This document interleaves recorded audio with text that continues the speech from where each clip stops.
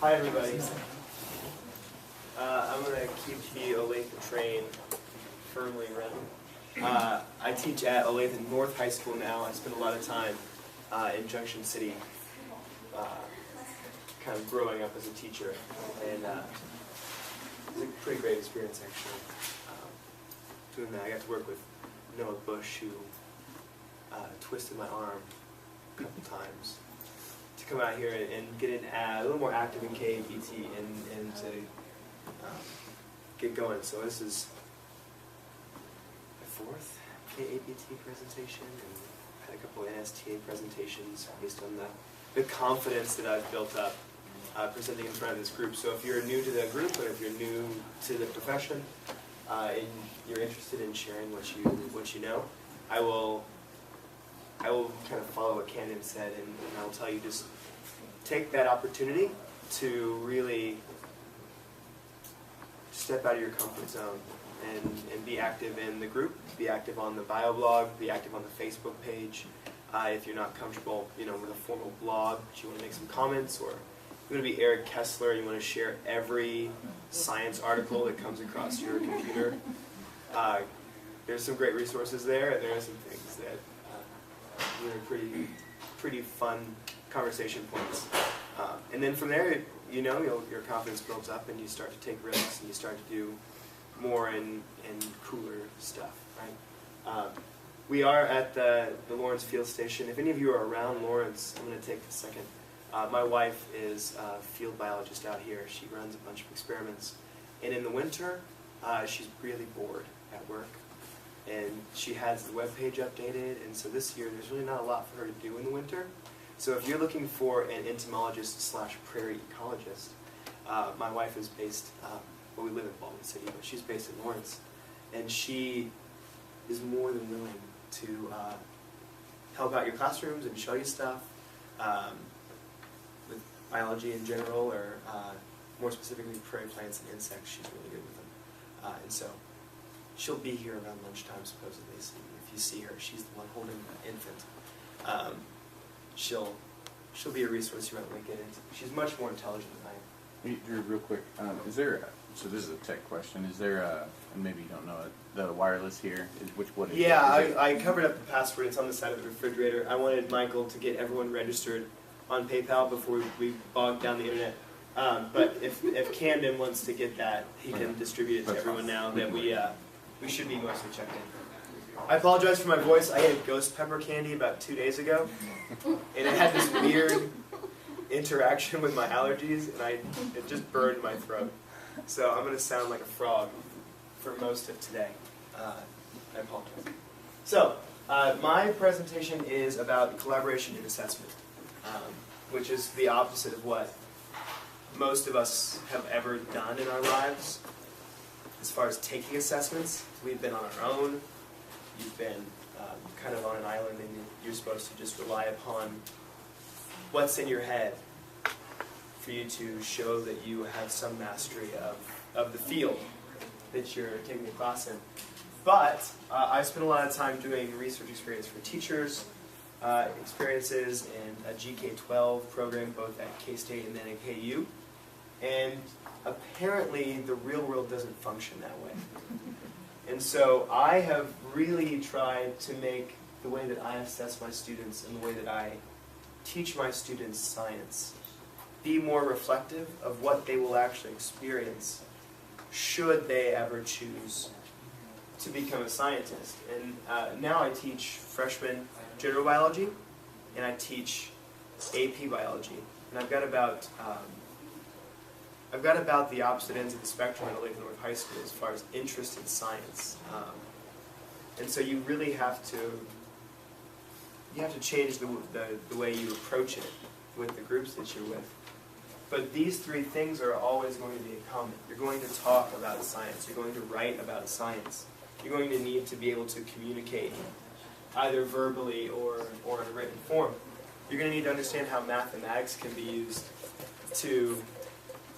no, you can sit in any of those. And you can move that computer. I don't need it. You can use mathematics and graphing to really help to model and visualize what you're doing. And then most importantly, you should be able to, do science, right? You should be able to ask questions, solve problems, and get going there. So, how do we get students to speak science? Well, we've got some options. Okay, you have multiple choice questions, right? Those are popular. I use those sometimes. Fill in the blank, or true false. But if it's false, make sure you change it to the correct statement, because that will prove that you understand things. You can do all of those things, right? That's a good test if you can get it going that way. So you've got multiple choice questions and fill in the blank, and you've got some true false. Or you can approach it in none of these ways. Okay? And I'm not up here to tell you that I've never given a multiple choice test, because I did about 3 days ago. So it's not like I don't understand that there's value to that. But I'm going to hopefully give you a few different alternatives here. Okay, so I'm going to start giving you one of these. It's two-sided. The colors don't matter. I just like to make sure they're all different colors for fun. And so make sure you get one of these. Raise your hand if you've ever done Kagan or cooperative learning strategies in your classroom. Kagan, cooperative learning? Yeah. Johnson & Johnson. I think that's another one. There's this thing that they do called rally. And basically, you're in a group of 4. And rally robin means you're talking. And rally table means you're writing. And what you want to do is you want to give each student a specific task in your group of 4. So if we're a group of 4, and I'm the number 1 in our group, my job is to propose the first answer to the question. Right? Person number 2 is going to evaluate what I said. They're going to identify strengths in my answer. They're going to identify weaknesses in my answer. Person number 3 is going to propose an alternative answer. And then person number 4 is going to provide the final answer to the teacher. So the answer goes through 4 people each time. You can do it verbally, or you can do it in written form, and they just cycle through with their paper. The benefit of kind of a rally table approach to this is each student has to do every job. It just depends on, so every student writes the answer down, and then they just shift it over in their table group, one person to their left, or counterclockwise, or however you want to do it. And then that second paper that they get, now they're going to evaluate that person's answer. They're going to highlight the stuff they like, they're going to cross out the stuff they don't. They pass it again to a third person. That third paper that you get now in front of you, you're proposing an alternative answer. And then the fourth person, the last one there, the last paper that you get, you're going to go through and you're going to say, okay, this is the most best answer. I know that grammatically is awful, but this is the best possible answer you can have. Right? And so that's really good for me when I'm polling students, when we're just doing really quick kind of diagnostic assessment, right? Because then I make sure everyone's engaged, forcibly sometimes, and we eventually get to some pretty good and pretty robust answers. If there's a really open-ended question with that, you get some pretty creative responses too, which is kind of fun. Class quizzes is a little bit different. I wanted to do a class quiz today, but I couldn't think of a good enough question last night to really do this. But what I'll do is I will project the questions that I'm going to ask the students in the class quiz. Usually it's over a reading assignment or something we did in class the day before. If your school is really heavy on bell work, like you really like bell work, this might be something you might try for bell work. And so I show them the questions, and I tell them in 6 minutes, each of you is responsible for these answers. And so if the students don't know it right away, they need to figure out the answer. Because I tell them the class is going to get 1 score, and I'm going to draw my popsicle sticks, or I've got a random number generator on my computer that I can just pick a random kid. Now, I'm going to pick 6 random people to answer these 6 questions. And if that person gets it right, you all get it right. If that person gets it wrong, you all get it wrong. And so those kids that sit there and they're just like so aloof, and they're just like, oh, I just know this because I have a better background than you, or I just came into the class with more knowledge than you, or I work harder. That student is now tasked with teaching the person next to them who is a slug. And who hasn't paid attention in 3 days, and who never writes anything down, and who is more likely to look at the inside of their eyelids than whatever you're talking about. And so that student, while they're not learning new content, in teaching someone else, we all know that that strengthens our understanding of something, right? So even the student who already knows the answer is going to benefit because they're going to get a little bit more out of it. My AP biology students hate this. They absolutely hate the fact that their score is dictated by somebody else's performance. And so they just hound each other. And if they get the question wrong, which has only happened once this school year, that they've gotten a single question wrong, that person is, it's almost like they're shamed. So I guess you should be careful with upper level students. My freshmen do really great with it. Like, they're moving around the room.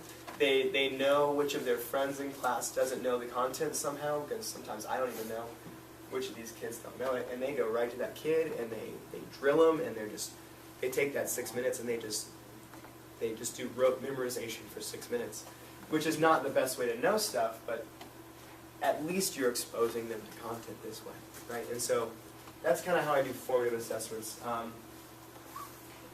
But it's a science class, so they should be doing science as much as possible. And so I'm sure we all do inquiry-style research, and most of us, I'm sure, even are doing true open inquiry at least one point in your class, where you're allowing them to generate the question, you're allowing them to generate methods they're going to use to test that question, and then they're responsible for presenting whatever results they can come up with. There's multiple ways to do this, right? You can do really fun digital things that you don't have to go out and collect some stuff, so it's really washed out, but when you see this online later, there's a really great kind of series of data points here in correlation coefficient. I gave a data set to my microbiology students in Junction City of feline tularemia cases in Kansas. And then we were being joined by a geographer, actually, for part of the semester.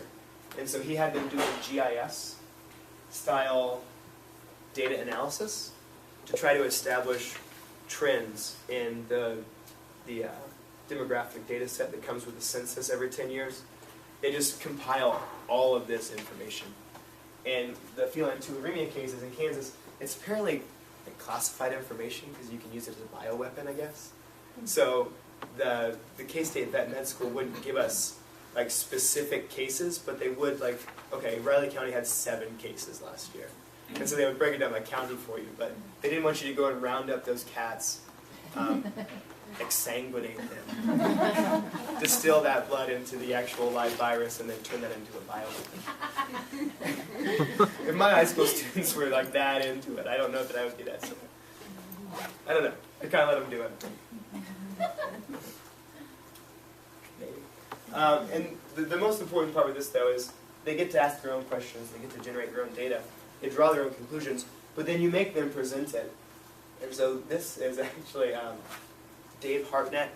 If you're a K-State person, he's like he's a pretty big hotshot professor there in the College of Arts and Sciences Division of Biology.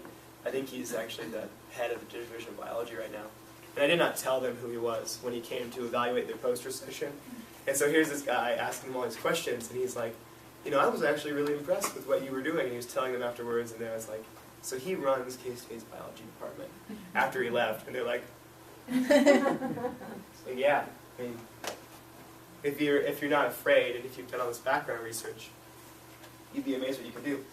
The other alternative, if you're not like a one-to-one initiative, or if you don't have a classroom set of things like this, the old-fashioned poster session is great for this kind of thing, right?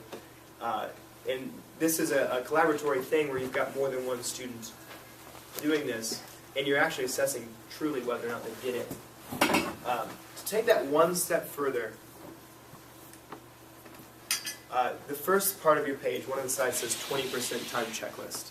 And I stole this from Google. This is a Google idea. And it's not unique to them. It's common in a lot of tech companies, they get like a good chunk of one of their days to just work on whatever interests them. Research shows that if you don't have your whole day devoted to just whatever your assigned job is, it boosts productivity and it boosts creativity in your workforce. And so Gmail, Google Docs, these are all programs that just came out of somebody's 20% time project.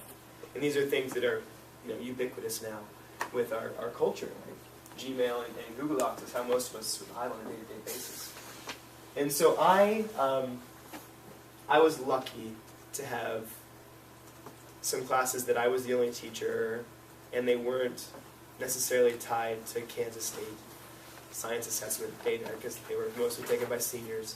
And so I was given some freedom to kind of do what I wanted with those classes. And so I thought, why not try it? Why not try a 20% time project? And so they got to have about 7 total days of class to kind of do whatever interested them. I told them the only requirement I had was that it was in some way related to their career that they wanted to go into, because at Junction City it's a career cluster high school, and so any chance you get to reinforce that with students, like you want to go somewhere. How can you apply what you're learning in these classes in a place you want to be? And so I had students who wanted to be a metal worker. And he's like, how is microbiology going to help me as a welder? He already had a job. He's ready to go. He was just waiting for May. And I was like, okay, well, you and your friend, you guys can model viruses, right? You can do that.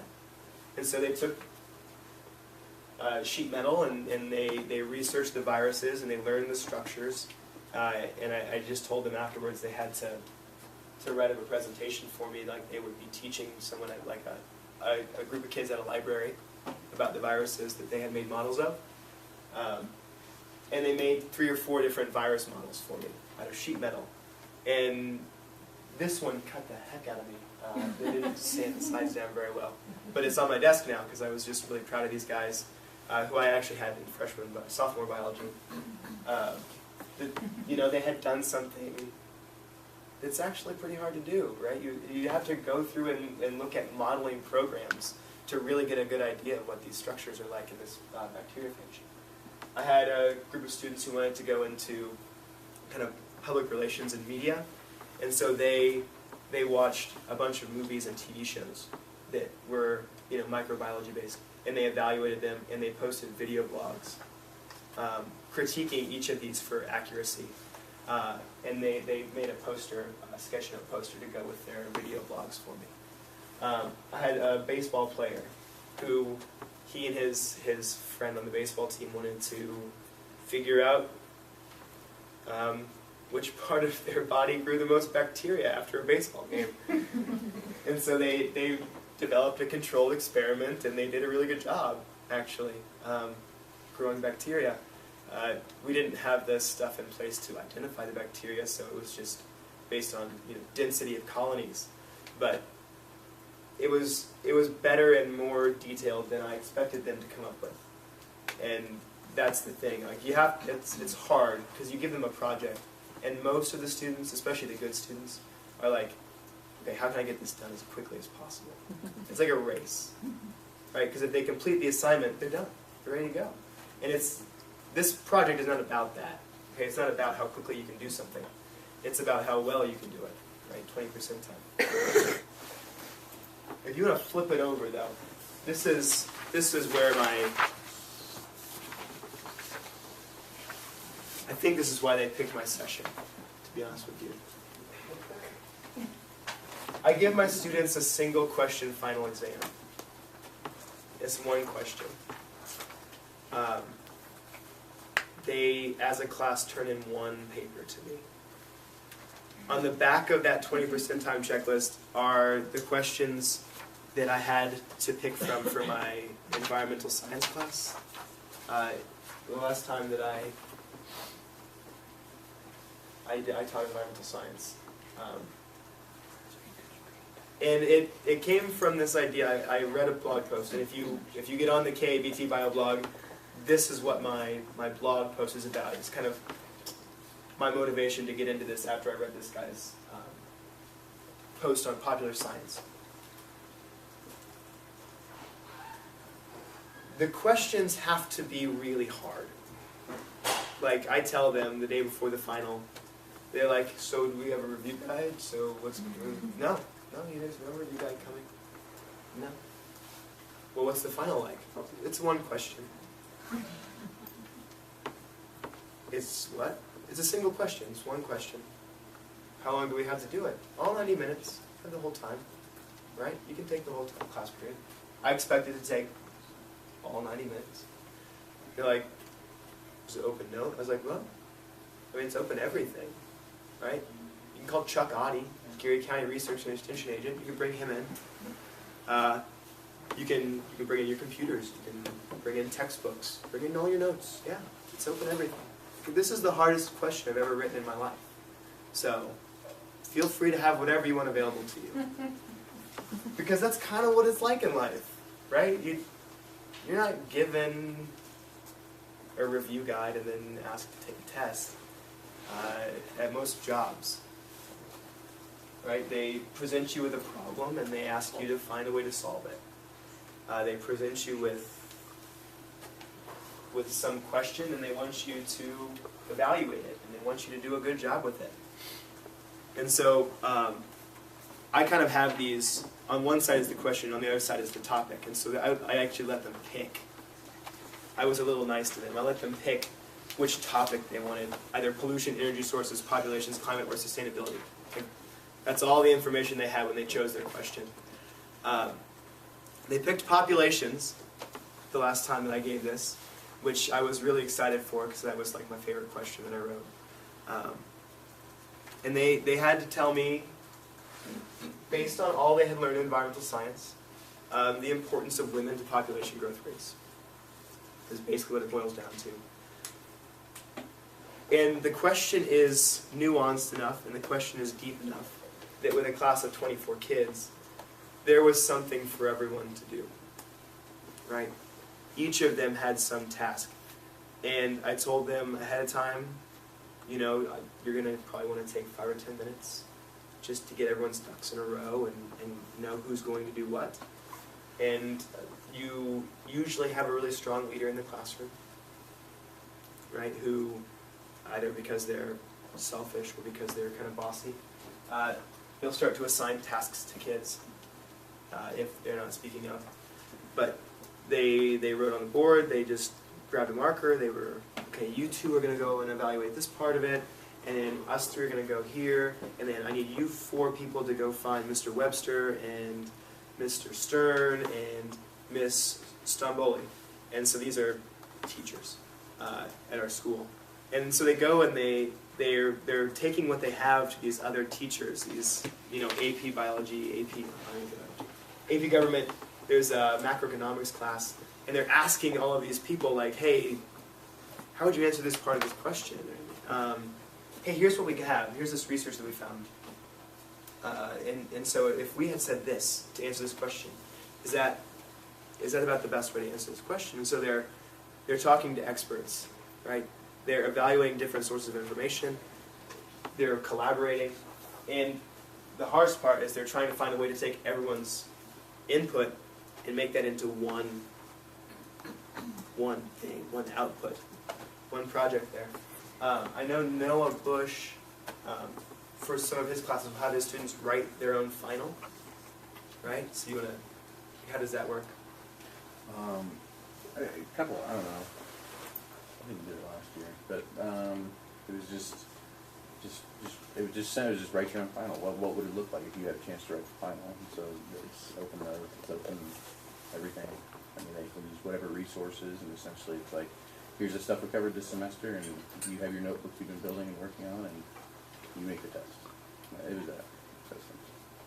And so you're giving the students kind of a chance to show off, but they also have to go and they have to make all the distractor parts of their questions, and they have to identify all the right answers. Hopefully they answer their own questions correctly, if you're going to do that. But again, you really have to be confident if you're going to do something like this, that you have done a good job teaching your students, and that if somebody comes and says, how are you going to prove that they learned anything? How are you going to show that they learned anything? You've got some other data, and you've got a really well-developed curriculum, and you can say, listen, at the end of the day, we've taken 7 unit tests. They've got this class average on all these things. I want to see how they do on something a little bit more authentic and a little bit more in the real world. It also helps to tell your principals first. Right? I was lucky because both places I've been, they've actually asked me for the assignment. Like, they thought it was interesting.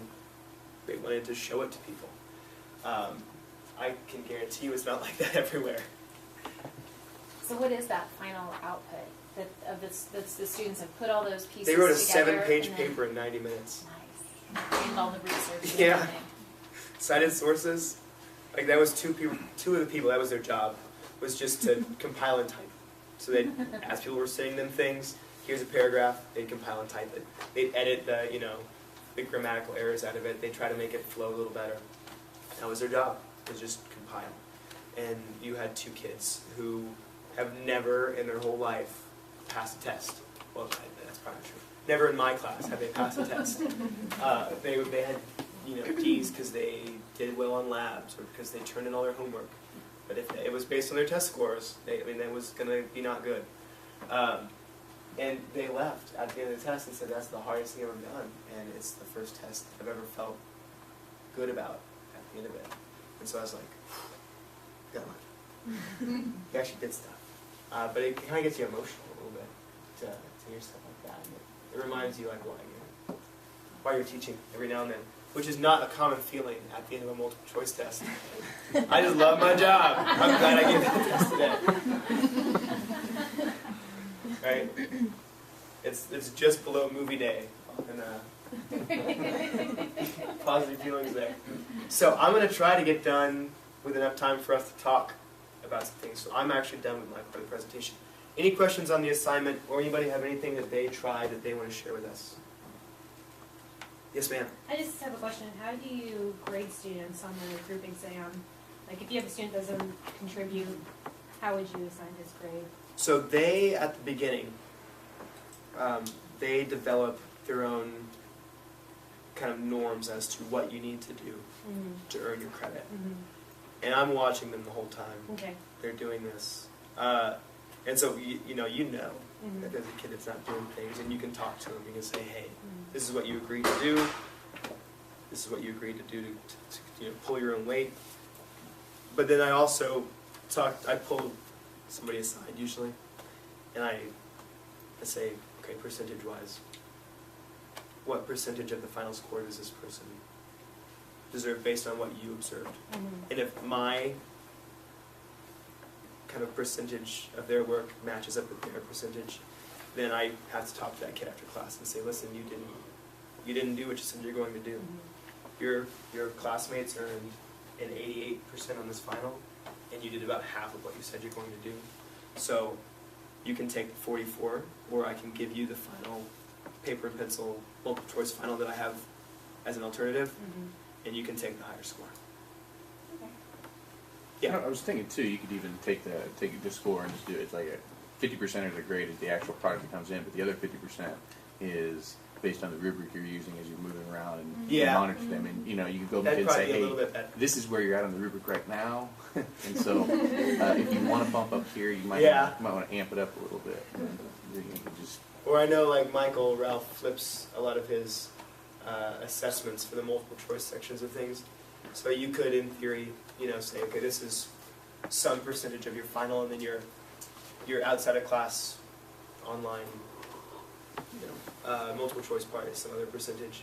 If you don't, feel 100% comfortable with this kind of thing, I always do give them the option to do their own paper. Like, you don't have to work with the group. You can be your own person.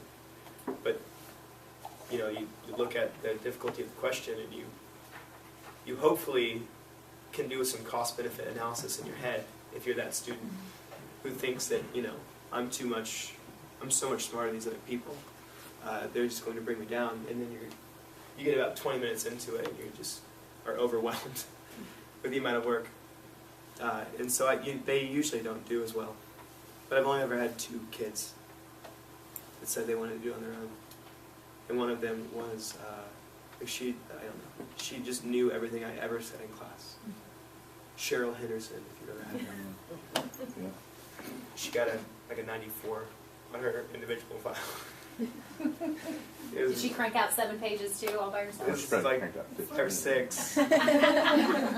6. She was, I don't know, this girl is something special as far as just memory recall.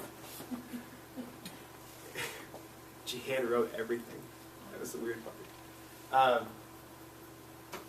I have a question. Yeah, Sorry, I've been distracted, so it's entirely possible you've already addressed this. sure. But what I've overheard, you do some of where you do the pick and choose, and some students are responsible for lots of parts.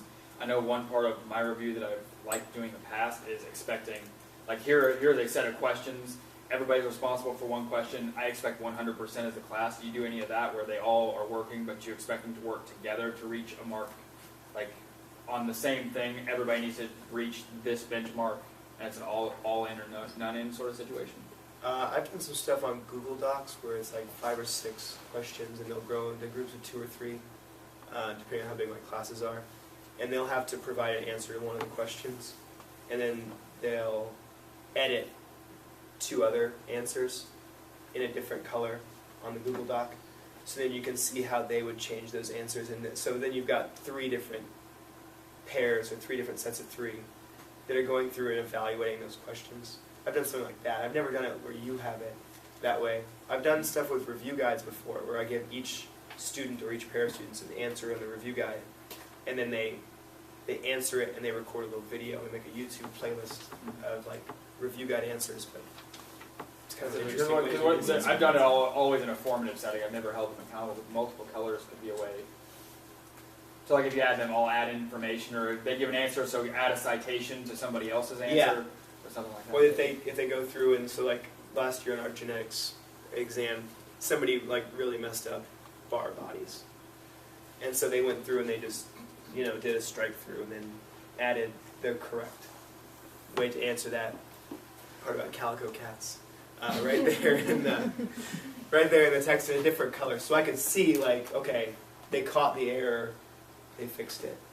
And so that group that then was going back and do that, they then go back and look at their question and say, oh, okay, I had that wrong. But then I still gave them a test afterwards, like a take-home test. But that's just because I hated them. It's fun. It's okay, they ask for it. Okay? I'm not sure what you expected. I probably should have had you form a hypothesis beforehand. So you could evaluate that hypothesis. I apologize for that. Anything else before we move on? I might share something. Go, please do. I do something for final that several people in here are responsible for, and that's the scavenger hunt. I still do that, and kind of from western Kansas, John and Ernie, just a lot of people were responsible for that, and then I have never done that. it to myself. And Can you describe it? well, I give them a long list of things. I have an honors list and a regular list. Okay. And and I make it on colored paper because I don't want them to copy it themselves. So I have all these little tricks, just like you, that you develop over the years. Yeah. That they can work with anybody they wish, and they can work with each other. Hopefully, it's not that mom that's doing all the work for everybody, but it's really a great opportunity. I tell them to ask their grandparents, and so they can learn a lot from other people. That they have to collect the items on there and bring them in to me. If it's an animal, it has to be alive. I don't have any birds or mammals on there. Is it badger? What's that? No No birds, badgers. no mammals. No birds, no. Somebody always brings me a dead bird every year and wants me to look at it. And then, but a lot of plants, and then I've added some paper things on there as of late. And, but they have to either get, and now I have where they can count one item for up to 4 things. And so that they're really pushed to like try and get as many checks for each item as they can. And so honors has to turn in 50 things, regular has to turn in 35 things. And most kids do really well, and they can earn extra credit with it too. Wow. So that's kind of How what I long got do you give from them? their old stuff. How long would you start a week before they No, I give them a total of about 2.5 weeks. Okay. So, by their last day is the final Right. day. So at the end of each semester then? Both semesters, At end of the the year? second semester, Okay. because we're going over the kingdoms, and so it's meant to be now you go find it and bring it into me. Mhm. And they can share with each other. I don't really push that anymore, but they can't collect out in my hallway and like rip my stuff apart or, but then now I made it so I can ask questions. And if they can't answer me, then I may not count it. So that puts me under a little pressure too. For the Yeah. touching living things, which is something you don't get a lot of times. And they have to check in before and after school, so it's on their own time. But you'd be surprised, kids really, like the kids that don't do well on paper tests really do well on this. I am surprised no one has ever asked me how I would answer a question when I give them these, because I tell them, like, short of, holding me hostage for a grade, like, there's no rules here, right? So you could let them Cheat ask you. any way you think you can cheat. But no one's ever said, Mr. Ising, how would you answer this? Which is interesting now that I think about it. Don't tell my kids that. Yes, sir. I teach at a college. We're way behind you guys in a lot of aspects, like technology. What are the logistics that you use? Does every student have a laptop? Are they using their cell phones? How are you doing that? So, the first time I did this, we didn't have a ton of stuff available to us. This was way back in the day in 2009. 2010. So, cell phone internet access wasn't quite as good as it is now. But if they needed a computer and I didn't have one available, they could go to the library. And so I would write a pass-through through them to the library. So there was like 4 or 5 kids that would go down there and do the computer research. And then, I just have shelves of books and textbooks. I'm kind of a hoarder. And so they could use those. Now, it's all here. It's all here in their pocket. Our school has a bring your own device initiative instead of spending the money on a bunch of computers for them. It's not going very well. But they're trying. And so, students will open up a laptop. I know that I'm going to do it in advance, so I'll check out. We have little carts with 15 laptops on them. I'll check out one of those. But, if you're at a college setting, if you tell them ahead of time that it's open resource and they don't bring the resources, that's their own fault, right? You expect them to put themselves in a place to be successful. As a high school teacher, I can't necessarily not provide them with that resource and still give them this kind of assessment. I think I would get more emails from parents, which I haven't had one yet. I was going to say, do you get emails from parents? No one has ever complained about it, oddly enough. Before doing something like this with your final assessment, is there anything you did in class to kind of scaffold the collaboration and behavior you wanted to see your students use? I am really into science communication and science literacy. So we do a lot of peer editing stuff and peer review of methods, experiments, written reports. And so they get a little bit of that division of labor, or everyone has a job, how to give a critique without being a jerk of someone, and how to accept criticism without overreacting to that criticism. That's a big thing for high school kids. Like, someone tells them they didn't do a good job, and they're so hurt that you're like, this isn't right. Like, you really should have done this a different way. And I know, what did you tell your kids the other day? Oh, you're no positivity allowed. Must all be. If you have something nice to say nothing at all. Is what he told his Yeah. kids when they were doing peer review of their AP bio labs. Yeah, well, Right. especially the AP kids, they're They just almost pat not each other on the capable, back yeah. so hard. Oh, that's great. That's the best thing I've ever read. It's not. Who are you? It's not even as good as what you wrote. But yeah, they're really empathetic with each other. if you let them be. You have to kind of teach them that it's a little bit bloodier world in tooth and claw.